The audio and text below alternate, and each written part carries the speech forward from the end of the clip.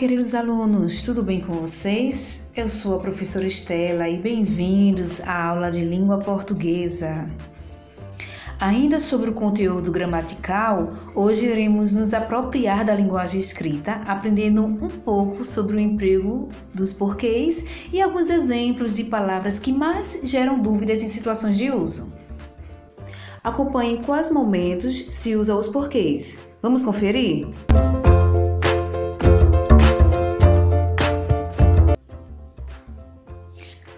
Usamos o porquê separado sem acento em duas situações. Em frases interrogativas, significando por qual razão, por qual motivo, e outra quando tiver o significado de pelo qual ou pela qual. Vamos ver o exemplo. Por que foi embora? Então eu posso substituir. Por qual razão você foi embora? Ou por qual motivo você foi embora? Entendeu? Por que você demorou? Este é o caminho porque passo todos os dias. Porque junto, sem o acento, é usado para designar uma causa, tem valor de por quanto, pelo motivo de. Ele é também considerado como uma afirmação, uma resposta. Porque choveu, ou não fui à escola porque choveu. E o porquê separado com acento é usado em frases interrogativas antes do ponto de interrogação. Exemplo: atrasaram por quê? Outro exemplo: eles ainda não voltaram da viagem por quê? Então, no final da frase, o porquê separado com acento. Porque junto com o acento exerce uma função de um substantivo. Vamos ao exemplo. Você sabe o porquê disso? Só é substituir por motivo. Você sabe o motivo disso? Então, esse porquê aí, ele é um substantivo porque ele está acompanhado por um artigo. O artigo ele tem essa função de determinar um substantivo. Logo, porquê junto com acento é substantivado, tá? Deu para compreender? Então, vamos para o próximo. Aprenderam as 4 formas do uso dos porquês? Viu como é fácil? Agora vamos relembrar algumas dicas super importantes para melhorar a escrita? Vamos conferir? Será que existe uma dúvida mais integrante do que aquela sobre a grafia correta da palavra de repente junto ou de repente separado? Com certeza junto ou com certeza separado? A partir junto ou a partir separado? De novo junto ou de novo separado? É possível ter esse questionamento, isso é normal, enquanto for redigir um texto. Por isso que irei mostrar para vocês irão identificar agora quais são as palavras que estão certas e que estão erradas para melhorar e facilitar a sua escrita. Vamos lá? De repente junto ou de repente separado? A resposta para essa pergunta é muito simples. A forma correta para escrever a palavra é de repente separado. Portanto, a palavra de repente, escrita junta, é considerada gramaticalmente errada. Com certeza junto ou com certeza separado? A forma de escrita correta é com certeza separado, que trata-se de uma junção da preposição com mais o substantivo certeza. Junta, essas palavras são utilizadas para afirmar algo com convicção.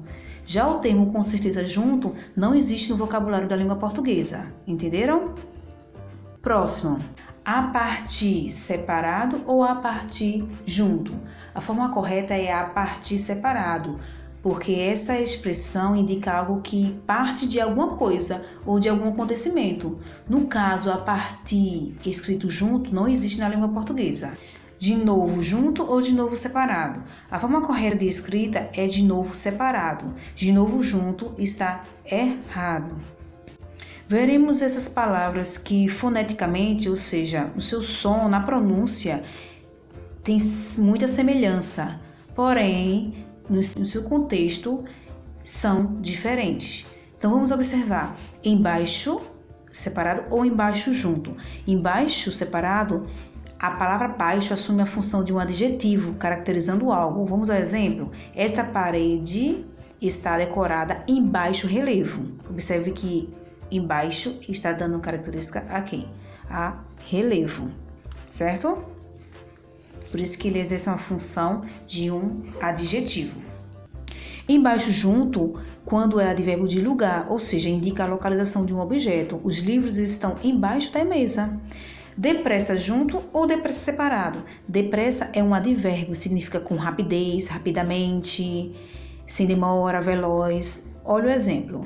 Comer depressa, rapidamente, faz aumentar o peso corporal. E depressa separado significa de rapidez, de urgência, de velocidade. Eles não necessitam de pressa nenhuma.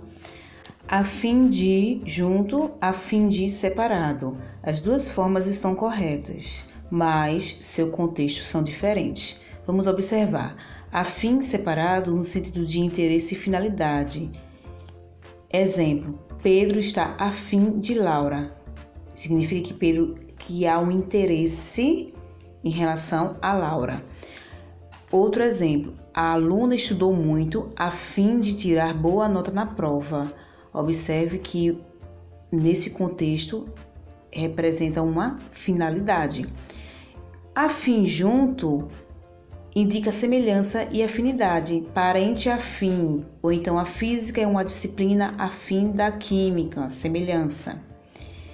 No caso de devagar, separado, devagar ou devagar, as três formas estão corretas, com significados, contextos diferentes. Vamos lá. Devagar, DE, é principalmente um advérbio de modo. Exemplo: ande devagar. Já no caso de devagar, com DI, é um verbo. Exemplo: pare de devagar. E devagar separado é a sequência da preposição de com o verbo vagar. Exemplo: gosto de vagar pela cidade. No sentido de andar sem rumo, andar sem destino, andar para um lugar. Então por hoje é só. Estamos finalizando o estudo da ortografia. Lembrando que aprender as regras gramaticais vai muito além de uma memorização. O foco principal do estudo das regras é o contato com as palavras, para que reforcem a sua aprendizagem, para que vocês possam interiorizar mais, se familiarizar com esses termos. Entenderam? Então é importante sempre utilizar dicionários, olhar o significado das palavras para poder enriquecer a sua escrita. Ok? Um beijo para vocês, fique com Deus, boa semana e bons estudos. Tchau!